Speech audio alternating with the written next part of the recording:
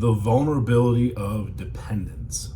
Today on Fortitude through Stoicism, and this is my 365-day journey of implementing the ancient philosophy of Stoicism into the life of this modern masculine man.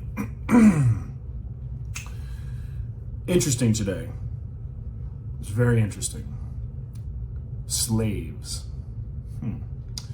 The quote by Seneca: "Show me someone who isn't a slave. One is a slave to lust, another a slave to greed, another to power, and all are slaves to fear.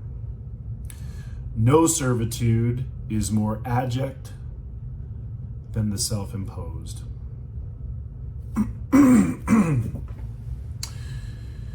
Diogenes, and this is completely off script, but in my studies, reading about other philosophers, Diogenes actually believed that to be totally free, you need to be void of possessions. And before I even go into today's lesson, I've been reflecting a lot on this because I'm a minimalist.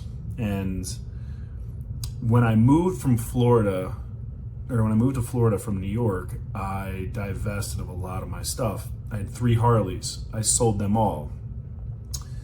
The interesting thing is I love to ride. I love to ride, and it gives me such a sense of freedom. It does. But if you buy a Harley, you have to take care of those things, right? They do hold their value. So if you have a financing note, you have insurance. But you also have to have a beautiful place to put your Harley, a garage, because you want to have it on battery tenders. You want to keep it clean. And anytime you move it, you gotta, you gotta have a place for it. And you've got to routinely maintain it. And again, with the battery, if you let it sit, it'll die. It's a whole thing. So battery tenders and the whole 9 yards. As much freedom as those bikes gave to me, on the other end, there was a chain attached to my neck, wasn't there? As a minimalist, as a nomad, I would say, and I don't believe in regrets because I believe there's a lesson in there. The one thing that truly crushes me is when I left Pennsylvania for New York, I threw away my library because I was packing up all these boxes of books. I'm like, oh my God. I'm not doing this anymore. So I threw hundreds of books away. I had actually had every book of John C. Maxwell's up until that point. Crushes me.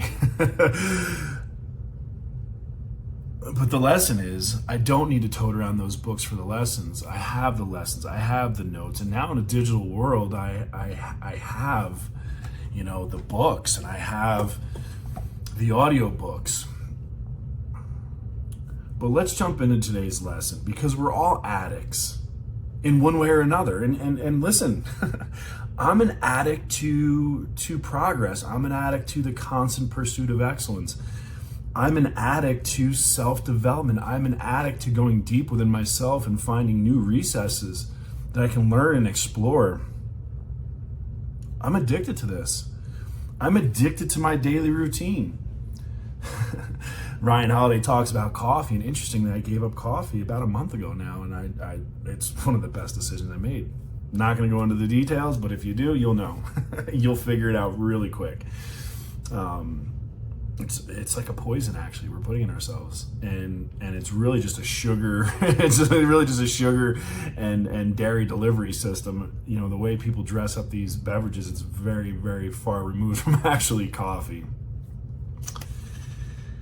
But anyone who truly wants to be free, Epictetus says, won't desire something that is actually in someone else's control, unless they want to be a slave.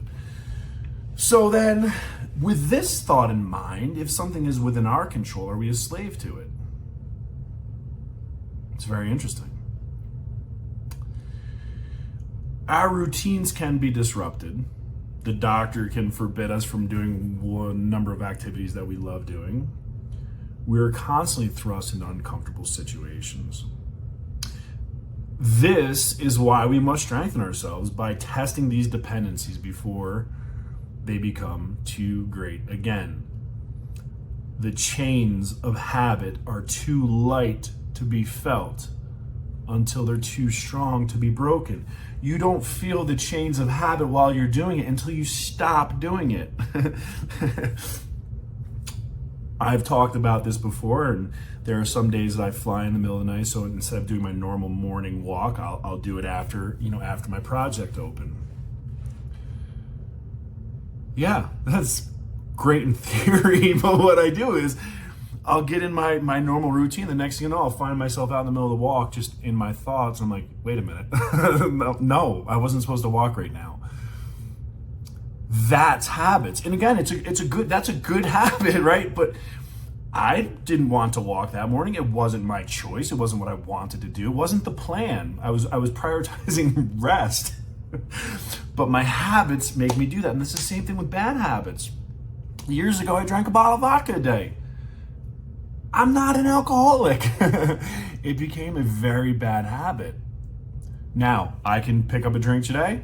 No issues. I can have one, be done, not touching on for months, weeks, days. It doesn't matter. Matter of fact, I prefer not to because of the empty calories and because of the sugar. It's the truth.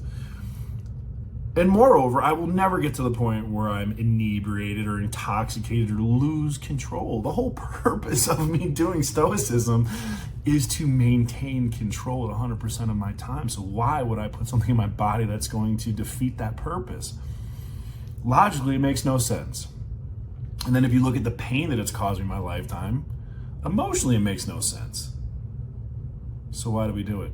Most people do it to escape, right?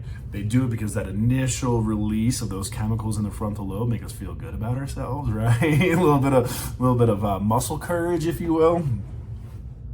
Instead, do it el natural. Build the mental toughness. Build that fortitude. So here's the thing. Here's some tests for yourself. Pick something that you would consider a dependency.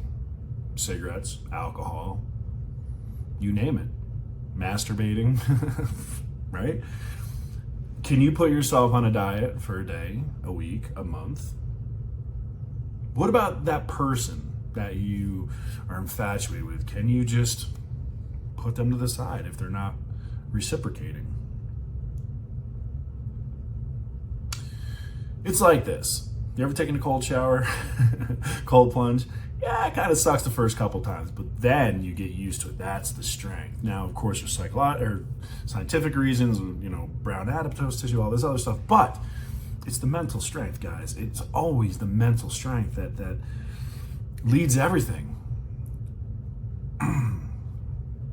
Ryan Holiday suggests to make yourself invulnerable to your dependencies on comfort and convenience, or one day your vulnerability might bring you to your knees. It's true.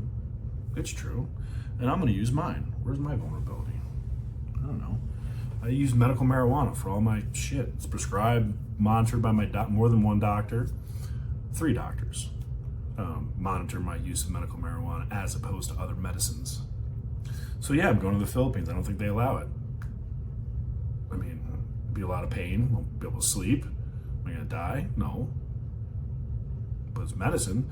So, I don't know. Considered a drug, considered a medicine.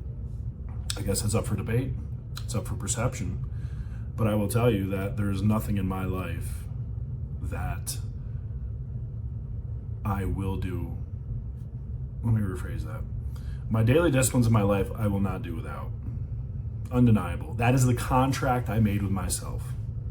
That's it. It's an agreement I made with myself to do these set of things every single day to ensure that I'm on the path to my goals, or at least making myself a better man every single day. Other than that, yeah, I'm dependent on excellence. I'm an addict. And what I've learned is, if we're all addicts, isn't it be better to be addicted to something good that moves you forward as opposed to something that just destroys your life? And on that, shower time.